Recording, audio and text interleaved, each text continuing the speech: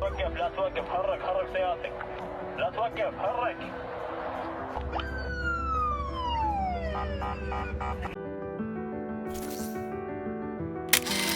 আসসালামু আলাইকুম এভরিওয়ান, আশা করছি সবাই ভালো আছেন। তো ফিরে আসলাম আপনাদের মাঝে পুনরায় নতুন আরো একটি ভিডিও নিয়ে। তো আজকের ভিডিওটি হচ্ছে the big risk work in Saudi Arabia. Saudi আরবের মধ্যে সব থেকে ভয়ঙ্কর যে কাজটি সেটি নিয়ে আজকে বিস্তারিত আলোচনা করব। তো সম্পূর্ণ ভিডিওটি দেখার অনুরোধ রইল।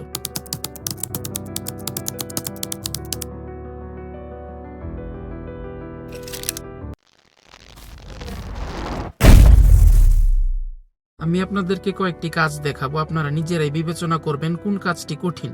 তেলের পাম্পের কাজ, ওয়ার্কশপের কাজ, রাজমিস্ত্রি কনস্ট্রাকশন, পাইপ ফিল্টার, ইলেকট্রিক্যাল, রাস্তা মেরামত, গাড়ির ইঞ্জিনের কাজ, মাদারবোর্ড সংক্রান্ত কাজ, এসএসের কাজ, কনস্ট্রাকশন, পাহাড় কাটা সংক্রান্ত কাজ, টাইলসের কাজ এবং রঙের কাজ। আপনার কাছে মনে হতে পারে কনস্ট্রাকশনের কাজটি খুবই কঠিন। জি না, এখানে কোনোটাই লাইফ রিস্কের কাজ নয়। সৌদি আরবে লাইফ রিস্কের কাজগুলোর মধ্যে প্রধান এবং অন্যতম হলো ফুড ডেলিভারির কাজ, মানে বাইক দিয়ে ফুড ডেলিভারির কাজ। হয়তো এই নিউজগুলো ওই রকম ভাবে প্রচার হয় না বিধায় আপনি জানেন না এত পরিমাণে ক্যাচাল আর ঝামেলার এই ফুড ডেলিভারির কাজ। তাছাড়া এই কাজের মধ্যে যতগুলো রুলস মনে হয় একটি রচনার মধ্যে হয় না ভাই। তো আপনি কি বলবো আপনাকে ভাই, আমি বুঝতেছি না আপনাকে কি বলে বোঝাবো।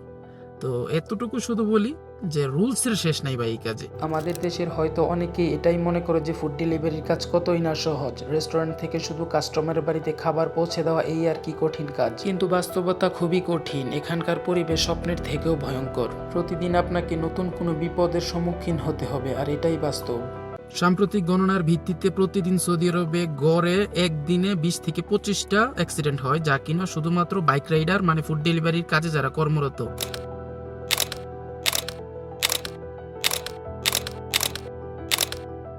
এখানে যে বাইকটি পড়ে থাকতে দেখছেন, এটি আমার নিজের সাথে ঘটে যাওয়া মর্মান্তিক দুর্ঘটনা, এবং এই মর্মান্তিক দুর্ঘটনার কারণে আমার পায়ের দুদিকের দুটি হাড় ভেঙে যায়। সৌদি আরবে হাড় ভাঙার ভালো কোনো হসপিটাল না থাকায় কোম্পানি আমাকে বাংলাদেশে পাঠায় এবং দীর্ঘ 6 ঘন্টার জার্নি কতই না কষ্টকর ছিল।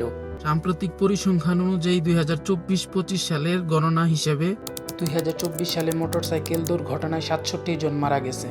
2025 সালের মে মাসে জেদ্দায় ইমরান হোসেন 25 নামে এক যুবক মারা যান। এর এক মাস আগে 2025 সালের এপ্রিলে দাম্মাম ইসহাক সায়েদ 21 নামে মারা যান। 24 সালে মক্কায় কক্সবাজারে 2 যুবক বুরহান ও আজিজউদ্দিন মারা যান। যদি আপনি মনে করেন বাংলাদেশে তো আমি অনেক ভালো রাইডার, বাংলাদেশে আমি অনেক ভালো গাড়ি চালাই, তো আমার কিছুই হবে না, আমি সাবধান মোতাবেক চলবো, ভাই সাবধান সবাই।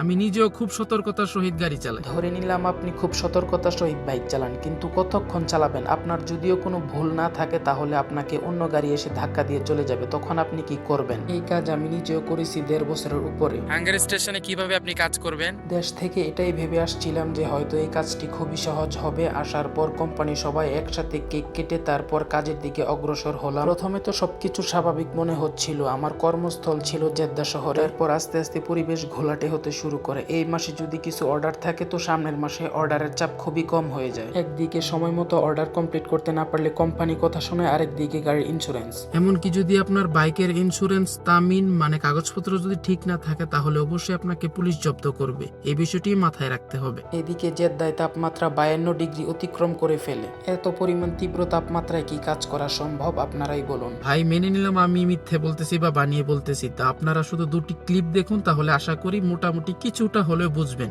নতুন কোন রাইডার যদি এই কাজের মধ্যে আহে, ঘরে জানালা ভাঙ্গে ফেলাবো ভাই, জানালা ভাঙ্গে ফেলাবো একবারে, উপায় নাই। আমাদের কোম্পানিতে স্যালারি কমাই দিছে ভাই 77 টাকা পাইছি, কোম্পানির টিকিট বাড়াই দিত 82 টাকা, এই জায়গায় 77 টাকা পাইছি। আজকে আমি চিন্তা করতেছি আজকেই বাড়াই দেবো। কোম্পানি থেকে আজকে বাড়ি দেবে। আমি নগদ জায়গায় সবকিছু জমা দিব বর্তমানে। দুঃখের বিষয়, কারে কম আল্লাহ ভালো জানে। দেখেন সমস্ত রুলস মেনে চলার পরেও আপনাকে জরিমানা গুনতে হবে। সেটি কেন? সেটির কারণ হচ্ছে ভায়োলেশন। তো চলুন ভায়োলেশন সম্পর্কে জেনে আসি। এই হ্যান্ডিক্যাপটে যদি আপনি বাইক পার্কিং করেন তাহলে মোখালাফা আসবে 113 রিয়াল। আপনি যেই ব্যাগ দিয়ে ডেলিভারির কাজ করবেন সেই ব্যাগটিও পরিষ্কার থাকতে হবে সবসময়। যদি পরিষ্কার না থাকে তার জন্য আবার জরিমানা আছে। ভাই জরিমানা শেষ নাই এই কাজের মধ্যে। আপনার ডেলিভারিকৃত ব্যাগটি যদি পরিষ্কার পরিচ্ছন্ন না হয় আর সেটি পুলিশ দেখতে পেলে 300 থেকে 500 রিয়াল মুখালাফা মানে জরিমানা করবে। আপনি যদি স্পিড লিমিটের সীমা লঙ্ঘন করেন তাহলে তার জন্য জরিমানা আছে, যেটি কিনা 113 রিয়াল। সব থেকে ভয়ঙ্কর যে বিষয়টি সেটি হলো আক্স মানে বিপরীতমুখী থেকে অগ্রসর হওয়া। আর সেটি যদি কোনো পুলিশের নজরে আসে তাহলে অবশ্যই আপনাকে পাকড়া করে ন্যূনতম 3000 রিয়াল মুখালাফা দিবে। রাস্তাঘাটে ভুল করার পর আপনি যতই আর্তনাদ করুন না কেন সেটি পুলিশ শুনবে না, অবশ্যই আপনাকে মামলার আওতাভুক্ত করবে। এটি এই দেশের নিয়ম ভাই। ভুল করার পর আপনি যতই আর্তনাদ করুন না কেন সেটি পুলিশ শুনবে না, এটাই এই দেশের শৃঙ্খলা। এই বিষয়টি আমি আমার নিজের চোখে দেখেছি ভাই।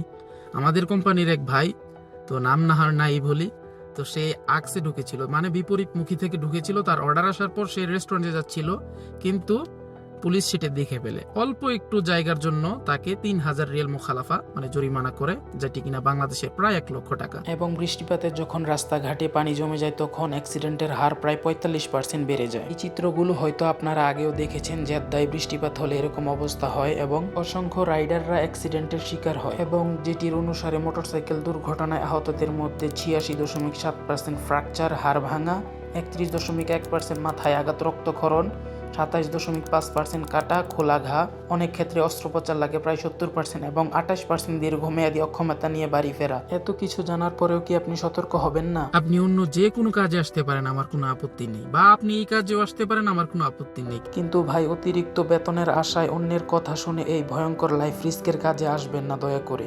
ভাই আমি আপনাদেরকে বানিয়ে কিছুই বলতেছি না, আমি নিজে কর্মরত ছিলাম 1.5 বছর। ভাই আপনার রিজিক আমি নিতে পারবো না, কিন্তু আমি শুধু আপনাকে সতর্কতামূলক ভাবে বিষয়টি জানাচ্ছি। অবশ্যই আশা করি বিষয়টি বুঝবেন। যারা বাংলাদেশ থেকে নতুন আসতে চাচ্ছেন শুধু ভিডিওটি তাদের জন্য। যারা কর্মরত আছেন ভাই, সৌদি আরবে কাজের চাহিদা খুবই কম, তার জন্য না করতে পেরে তারা এই কাজটি করতেছে এবং প্রত্যেক দিন দুর্ঘটনার শিকার হচ্ছে। তা আমি চাই না আমার কোনো বাংলাদেশি ভাই এই কাজে আইসা বিপদে পড়েন। সম্পূর্ণই আপনার নিজের ইচ্ছা, আপনি আসেন বা না আসেন, কিন্তু এই কাজ সব থেকে ভয়ঙ্কর, আপনার জানের রিস্ক অল টাইম। নতুন ভাবে যারা বাংলাদেশ থেকে এই কাজে আসতে চাচ্ছেন তারা অবশ্যই আগে থেকে সাবধান হয়ে যাবেন, এই আশাই রইল। আশা করছি ভিডিওটি আপনাদের কাছে ভালো লেগেছে। যদি ভালো লাগে তাহলে অবশ্যই লাইক, কমেন্ট এবং শেয়ার করতে ভুলবেন না। ফিরে আসবো আপনাদের মাঝে নতুন আরেকটি ভিডিও নিয়ে।